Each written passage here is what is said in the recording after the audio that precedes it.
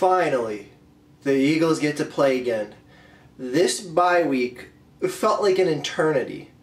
Now, over the past few years, when the Eagles got a bye week, it was just like a nice break because they were like usually suffering by the time they got to their bye week. But this year, it's like there's hope. The Eagles are playing meaningful football in December again. The season isn't over by the time November hits, and it feels good. And it feels good that it's a close race, that everything could come down to that final Week 17 game with Dallas. That rivalry just feels like it's just rekindling again. The two meeting up means something. But we'll get all to that. Get all that done in Week 17, and we'll see where we're at come Week 17. This week it is the Arizona Cardinals. The Cardinals, a former NFC East team, a team that's more times than not in the history of my life gotten the better of the Eagles, especially recently.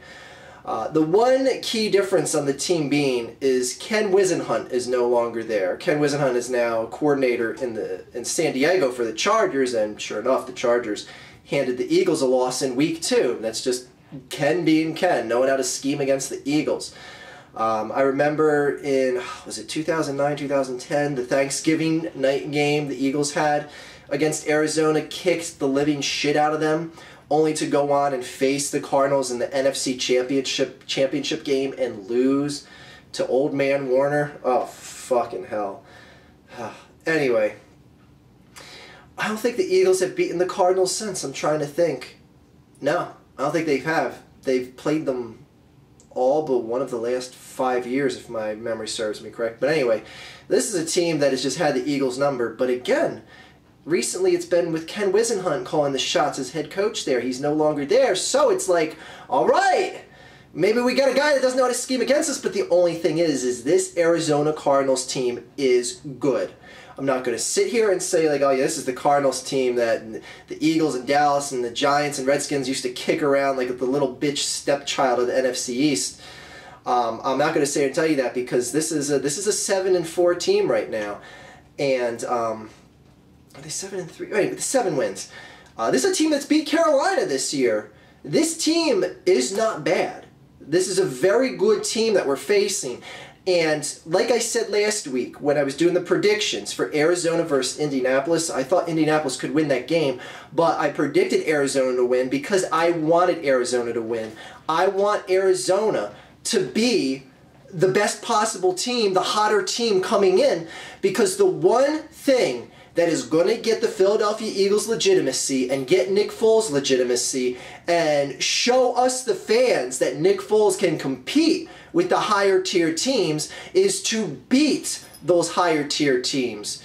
Right now everyone's saying, who the fuck have the Eagles beat? The Giants, the Redskins twice, Tampa. It's like they beat Green Bay. We beat Green Bay with Scott Tolzien as quarterback.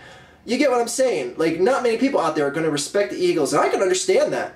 I can understand that as if I was an outsider looking in, I'd be like, yeah, the Eagles really haven't, really beat anyone that good. I mean, what have they really done? So, it's time to shut up all the critics, go out there and perform against a good team. This is a very good defense. Fitzgerald needs no talk for me to tell you how good he is, and Carson Palmer is having a career year for him. My God, I think in the last 5 wins he had, he's threw up 2 interceptions. That is fucking stellar. So, I'm fearful. I'm fearful that the Eagles defense could take a day off and look like that Eagles defense that, gave up so many points to teams like San Diego early on in the year and let the Chiefs come in and beat us at the link, shit like that. But they seem to show improvement every week. They seem to be solid. They're playing at home, and they're going to be wearing their black uniforms. I do believe they said the last time they beat the Cardinals is when they wore the black home uniforms. Anyway, just thought I'd throw that as a side note.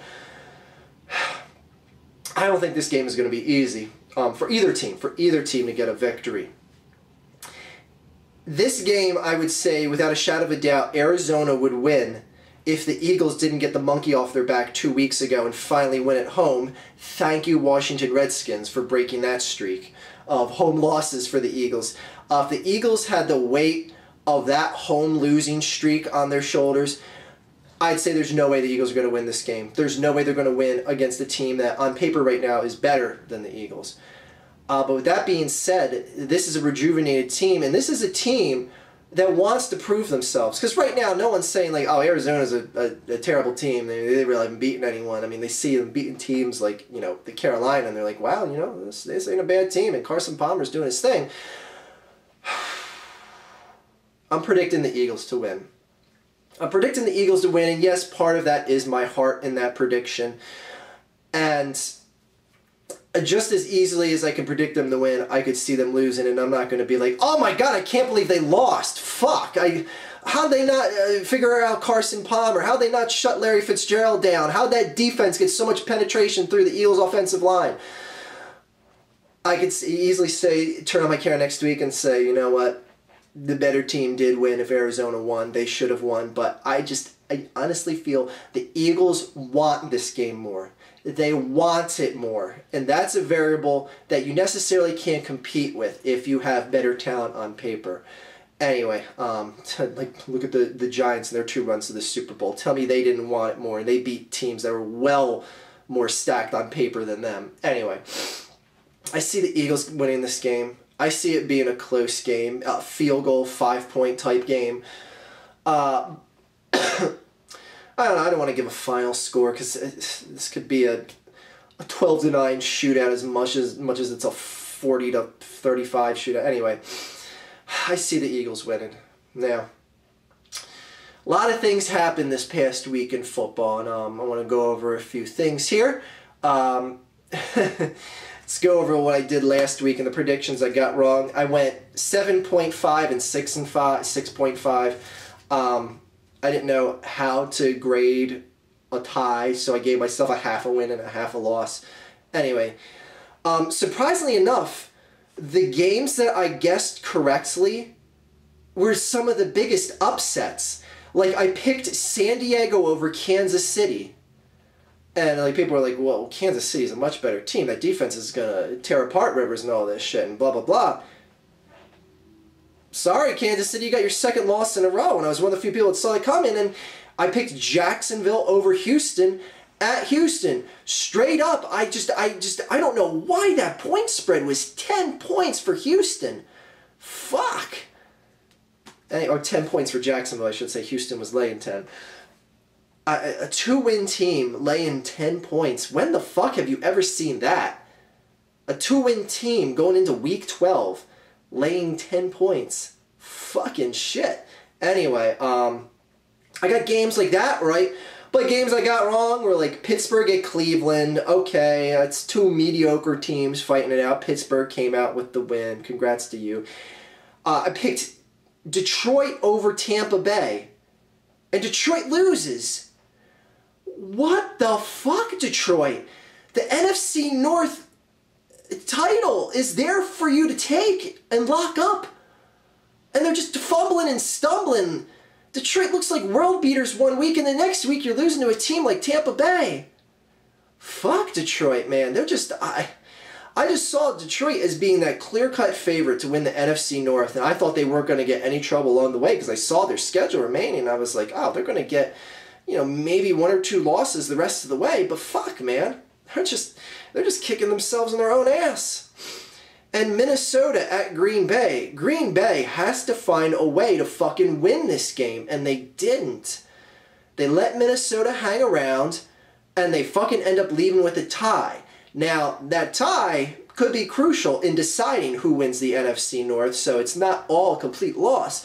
But fuck, they had to find a way to get at least 1 win with Tolzien at quarterback. Now, it looks like Aaron Rodgers is coming back for Thanksgiving, which is good, but I mean, you gotta wonder if he's gonna be rusty, is his shoulder gonna be still fucked up, and then again, it's not his throwing shoulder collarbone that he hurt, but I was just like, Green Bay, you had to find a way to win that game, and they didn't. They just fucking didn't. They let Minnie come into town and pull out a tie on them.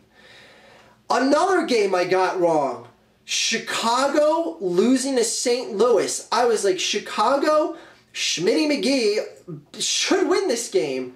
McCown ended up throwing for 350 yards, and they lost by double.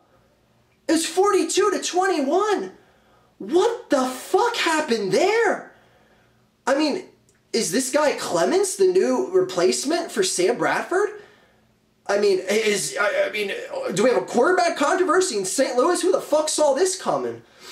Not that Sam Bradford has really earned a starting spot per se due to his performance, but fuck. This Clements kid ain't doing too bad, and not that he's exactly winning all these games decisively for him just with his arm. But fuck, man. Chicago, you can't get blown out like that. I don't care if you're playing in St. Louis or not. You can't get blown the fuck out like that. The fuck is their problem? Chicago, they shouldn't be that fucking bad. Another game I got wrong. I picked Oakland over Tennessee. That's a, coin flip game, whatever. I picked the Giants to win over Dallas. Now, I know I hate the Cowboys and all that, but I see this as another game where the Giants really don't have many excuses to lose this game. Because I'll ask you out there, any of you guys following football that aren't Dallas fans, could you name 3 players on the Dallas defense? Like, I saw the names of the starters in the game introductions and all that shit. I was like, who's this guy? Who the fuck is that guy? I mean, Dallas's defense is literally 80% second string or higher. And you're playing a team where guys are coming off the practice squad to fill in spots in this Dallas defense, and Eli Manning still can't throw on them? Still gets stopped in the red zone, not once, but twice they had to settle for field goals in the red zone? I'm sorry, New York, but there's no fucking excuse for that. I know you're going to be saying, well, the Eagles lost to this Dallas team. They didn't put up a lot of points on them, blah, blah, blah. This Dallas team was completely different 5 weeks ago. They at least had Sean Lee, which is by far their biggest defensive MVP and their biggest clog in the middle of this field. Not even having him there, you should have been running with reckless abandonment the entire game, and they did get the running game going quite a bit. But they should have had no problem running little slants up the middle. Eli should have been tearing up the center of the field the whole game. They should have no problem moving the ball in the red zone, but they did. This fucking game was so fucking disappointing for the Giants. But you know what? Fuck them. Their season's over, and their season deserves to be over. You can't be a fucking scrub-ass defense on the Dallas Cowboys. You fucking deserve to have your season over. Fucking bums. I know, the Giants are roughed up too. The Giants center literally is their 4th string center.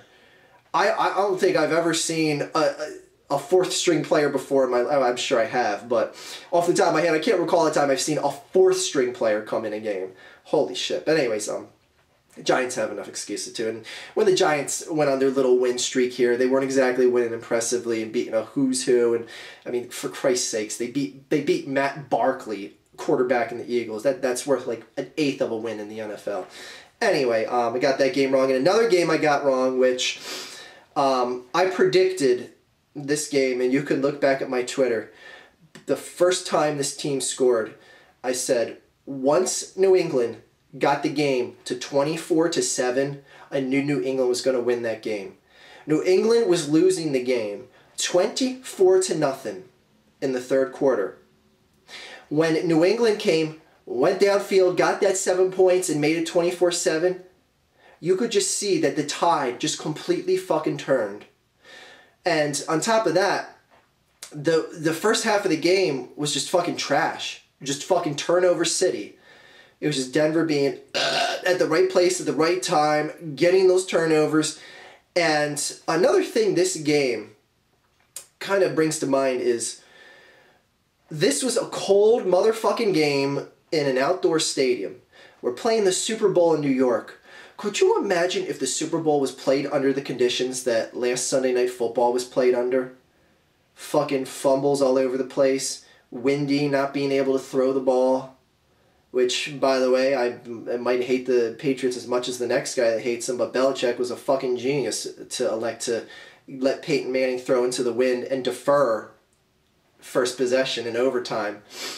And another thing that this game proves, and I mean, you've heard me bash Tom Brady and the Patriots, and a lot of that is just, you know, just for rivalry's sakes and just to, you know, agitate the people. But in New England, this was probably one of the biggest statement games in this modern era for the New England Patriots in this for their franchise, for their dynasty, for lack of a better term, even though they haven't won a Super Bowl in a long time. But when you have a player like Peyton Manning, the quote-unquote greatest quarterback of all time that people still want to sell me on, if you have him quarterbacking a team in the third quarter and you give him a 24-0 lead, if you're going to sit here and tell me that's one of the greatest quarterbacks of all time playing the game, there is no fucking way he can lose that game. I don't care how bad the defense plays on their team. If the defense gives up points, you got to find a way to put up more points. The greatest quarterback in the league will not lose a game when he has a 24-0 lead going into the third quarter. And that is why Brady is always going to be considered the best quarterback of this era. And I don't think it's even a discussion. When you see him playing games like this, and it's not so much that Brady won this game just with his hands, and Denver was really only in it because Sean Moreno had a career day for himself running the ball. He had like 220 yards, but you didn't see Brady fucking up in that second half. I mean, yeah, he took some careless sacks and made some careless throws, but the weather conditions, who wouldn't? You didn't see them hand over that game. And the one thing that just always solidifies me and always stuns me with this Patriots team is you can knock them all you want, but when you look at them on paper, you just say, this does not look like a team of winners. But they fucking find a way to win. In a way, it pisses me off because it's not my team that finds a way to win like the Patriots do. The Patriots always do. It's like they always fucking do. I hate Tom Brady, I hate this team, but you know what? They fucking win, and you can't knock them for that. Fucking down 24-0, facing one of the greatest quarterbacks ever, quotation marks. You all know how I feel about Peyton Manning anyway, but New England just finds a way. I mean, you gotta be kidding me. Adelman versus we call him Delker. Decker and Welker. I mean, you're gonna lose to that team? Anyway, the Patriots are gonna win. Fuck. Anyways, I got that wrong, but once that score was 24-7, I just fucking knew that game was over. Had no confidence. No confidence. And that speaks volumes about how I truly feel about, you know, seeing football. Like, cause like, even when the Broncos were up that high, I wasn't like, oh, I'm so fucking confident that the Broncos are going to win. Just, I've seen Peyton Manning choke so many fucking times and lose in big games. How could I feel confident? Whereas I've seen Brady excel in his fucking career of comebacks. It's just unmatched. Anyway, it's about as much as I can say to be complimentary to the Patriots, but fuck the Patriots, but they win, so whatever. Anyways, let's blast through these picks for this week. Oh, 3 good Thursday football games for a change instead of the fucking stinker Thursday night games we're used to seeing. Green Bay at Detroit for a game that is probably going to decide who wins the NFC North. To make a long story short, Detroit has just been dragging their feet, and I see them dragging their feet in this game as well. Look for Green Bay to get the win here. Oakland at Dallas. Oakland is a better team than the Giants, period. End of sentence. Sorry, Dallas. You are not winning this game. You are not winning this game unless guys like Sean Lee comes back and fucking other starters on your defense, or you somehow find an unsigned free agent that you throw on and becomes a superstar. One note that I meant to say in the Dallas game is Tony Romo finally didn't choke in a game that he had to win. He had that fourth quarter drive, and him and Dez just fucking orchestrated a masterpiece on that final drive. As much as I fucking hate Dallas, I can't knock them for that final drive. They had to set up that field goal, getting 2 third-down conversions. And Dez just took such a kick in the nuts 2 possessions earlier when he had that crucial fumble that let New York go down and tie the game. You'd expect someone like that who's been known to be a prima donna just to be like unable to recover, but fuck did he make up for that. Anyways, props to Dallas, but fuck you anyway, hate you. Dallas, you're losing on Thursday. Pittsburgh at Baltimore. Used to be a really good rivalry. Pittsburgh's not so much good these days, even though they did beat Baltimore earlier this year. Look for Baltimore to win at home. Nice little ending game. Just something that's been a real strong rivalry in the past 8 or so years. It's a really nice cap to Thanksgiving night football. Jacksonville at Cleveland. I like Cleveland. I want them to win, but I honestly think Jacksonville's going to win this game. I think Jacksonville's starting to find their way, and Jacksonville is in no way as bad as what that record showed them to be in the first 10 weeks of football. This is a team that should have 4 or 5 wins by the end of the year. I honestly believe that, but I don't know. We'll see. Tennessee and Jackson. I'm picking Jacksonville to win, by the way, if you couldn't tell from that. Tennessee at Indianapolis. Indianapolis. Talk about losing and then talk about getting the fucking doors kicked in. Jesus Christ. This fucking team. Fuck. I guess they're going to win the South, but man, when you see them play a fucking game like that to Arizona last week, you got to wonder if, Tennessee's going to come in and take this division. And I think they may. And I think they're going to win. They're going to beat the Colts on Sunday. Tennessee with the win. Chicago at Minnesota. My God, my God, my God. Josh McCown, Schmitty McGee better find a fucking way to win. I think Schmitty McGee's still starting. Anyway, doesn't matter. Chicago's got to find a way to win this game. Chicago with the win at Minnesota. Miami at the New York Jets. How'd you do last week against Baltimore, New York? Oh my fucking Christ. Boy, if this... Again, I said last week that Geno Smith is looking like that quarterback that the critics like myself and others thought he was going to be. A green-as-grass rookie that was just flat out not ready for the prime time. That's what I said at preseason. He had a few impressive games there in the start of the season. In the middle, a few fluke wins, like that fucking win over New England with the pushing of the guy into the kick, and fucking hell. Anyway, I don't see the Jets winning this game. I think Miami is just such a better team. Not saying that Miami's a world beater or anything like that, but Miami's a better team than the fucking Jets are right now. That's for damn sure. I'll take Tannehill over Smith any fucking day, or Sims or Sanchez, whoever the fuck they feel like throwing out there.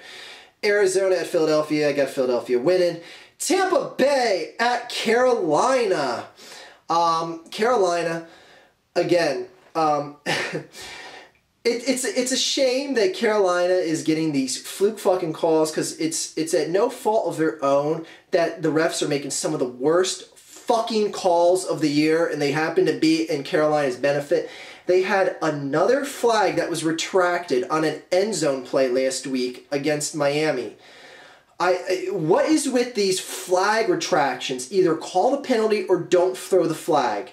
I don't know how flags get retracted. It's nice they have a discussion to talk over the call, but anyway, it's a shame that stuff like that is marring Carolina's season, because they deserve to be talked about a lot fucking more than they are, and people really need to start taking them serious, because they're going to slap people in the fucking mouth that aren't expecting it, and this week they're going to beat the shit out of Tampa. Carolina at home, I like them to win, and I like them to win big. Tampa is finding their way quite a bit, and they're not looking like that shit team they were in the start of the season, but I'd look for the Cam Newton show to take over, just like it did in the second half of the Miami game. Another come-from-behind win for Cam Newton here, man. Kid's looking like the real deal. New England at Houston. There is no fucking way Houston is going to win this game. Look for New England to win. Atlanta at Buffalo. There is no fucking way Atlanta is winning this game. Look for Buffalo to win. St. Louis at the 49ers. This is a good game, and this is a game that's going to kind of directly link back to the Arizona-Philadelphia game in that right now, you have 2 division titles, or 2 playoff spots, I should say. The division title is going to be wrapped up with Seattle in the NFC West. But you have Philadelphia looking like that division is going to come down to that Week 17 game. The 49 against the Cowboys. The 49ers have a Week 17 game against the Arizona Cardinals. Now, that is most likely going to be for the last wild card spot, or to get a wild card spot. Might not necessarily be the final spot. And right now, both teams are sitting at 7 wins. 49ers are starting to pick up their tempo of play, as is Arizona. So you got to wonder if that's going to motivate Arizona to play even better, knowing they have in their back pocket that game against 49ers to basically play their way into the playoffs.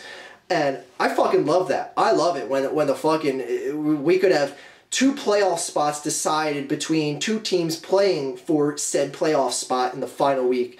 That's fucking great. I love that shit. Anyway, look for St. Louis and Clemens to not do as good as they did last week against the fucking Bears, but who knows? I shortchanged them last week in my prediction, and they fucking kicked the shit out of the Bears. Yeah, look for the 49ers to win. I see the 49ers winning impressively.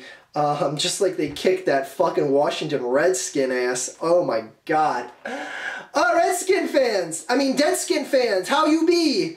How you be with your RG3? By the way, St. Louis thanks you again for all these losses, because you're giving them another first-round pick that you traded to them so that you could get RG3. And I don't know if you Redskin fans are still confident in RG3, but do you seriously think his career is going to last past 5 years? Do you see how many hits he takes? Do you see how he runs with reckless abandonment? My God, I had to watch this for years with Michael Vick. I know the ending of this story. And again, when's the last time you even saw a running quarterback win a game past the age of 30? I'm asking that to anyone. Randall Cunningham with the Vikings, that's the only thing that comes to my mind, but at that stage of his career, he was doing a lot more in the air than he was with his feet. I think he was like 31 or 32 at the time. Anyway, I just don't understand why people are still confident having RG3, and I don't think anyone wants Shanahan there in Washington, but I just don't see why you would feel confident having RG3 there and not being upset that you traded away all those draft picks for it. All those draft picks. St. Louis is getting another first-round draft pick from you next year. My God, you're going to hand them a top 10 pick. You could add a top 10 pick to beef up that offensive line. Get a shutdown guy in the secondary. Just anything that you direly need. You have to take your chances in the later rounds in free agency. In free agency, you're stricken by the salary cap. You guys are fucked. The Redskins are fucked. We'll get to... do I have... Oh, yeah, I didn't even get to their game yet. Okay. But anyways, jeez, I got way off topic there. I've lost my train of thought there. Anyways, 49ers are beating St. Louis. Blah, blah, blah. Denver at Kansas City. I have no idea how I got onto the Washington Redskins there, but when I watch that back, I'll find out. Denver at Kansas City. I originally had Denver lose in this game. But seeing how that defense looked last week against the Chargers, it looks like this team is starting to regress significantly. Now, they have had the injury bug, but still, they still got enough playmakers left on defense and offense, for that matter, to still hang in games. And, yeah, sure, they won in a shootout against San Diego, but I don't think they're going to be able to compete with Peyton Manning and the offense they're going to bring. I mean, unless this was New England they were playing, I would say they'd be able to hang. But I think Denver's going to fuck up Kansas City at home. And I think it's going to be a wake-up call to everyone in Kansas City that hasn't had enough humble pie yet, and they're going to be like, wow, we really don't have that good of a thing here now, do we? Fuck. By the way, how did you like Andy Reid's time management at the end of the game, Kansas City fans? Did you like when he called that timeout that he absolutely didn't have to call that ended up giving Phillip Rivers the ball back with 50-plus seconds left? Yeah, I've seen that in Philly quite a few times. Enjoy that for a few years, Kansas City. There's plenty more where that came from, trust me. And Cincy at San Diego. Look for the San Diego Superchargers to win, and don't look now. San Diego is making a push to get into the playoffs, and I will not be stunned if they get a wild card spot here. Holy shit. San Diego Superchargers, they have life. Cincinnati, I like how they're responding on defense, even after the loss of Geno Atkins on the defensive line.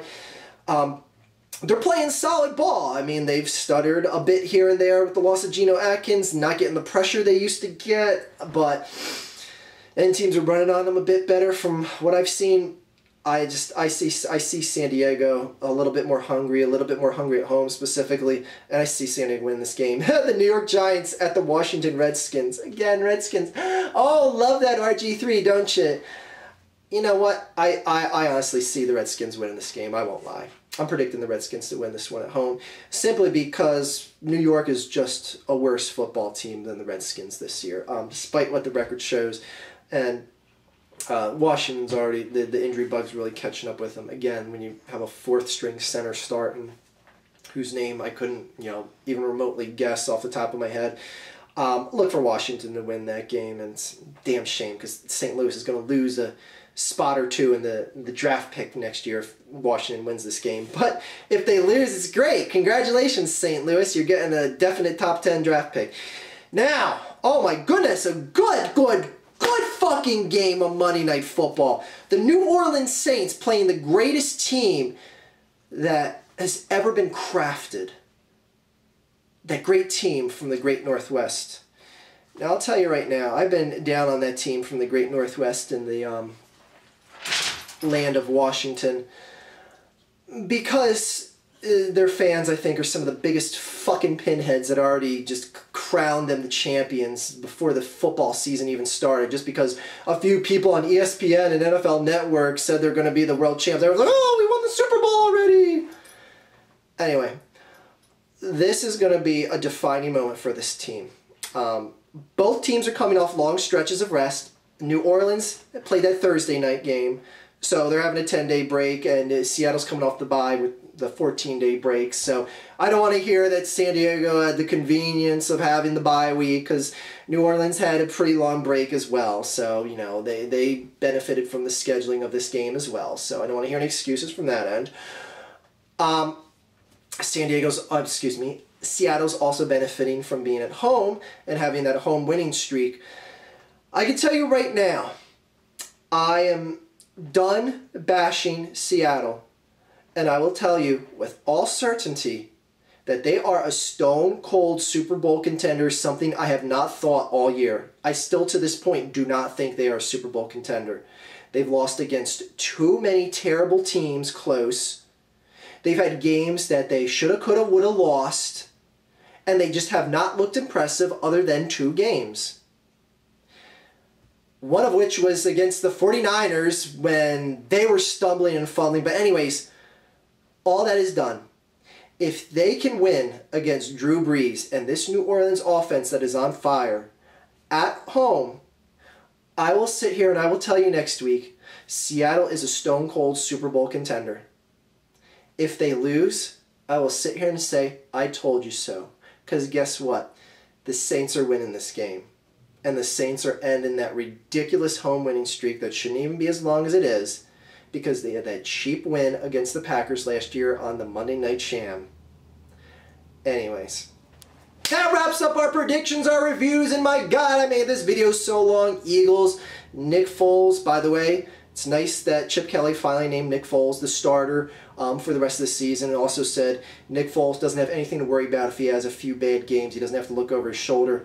Michael Vick, I mean, that's pretty much the end of your career here in Philadelphia. Spare an injury to Nick Foles or Mac Barkley or whoever else. End of an era here for Michael Vick here in Philadelphia. Some good, a lot of bad. I will just take a moment to say, thank you for that miracle at the Meadowlands Part 2 game. That was hands down my favorite Eagles game of all time.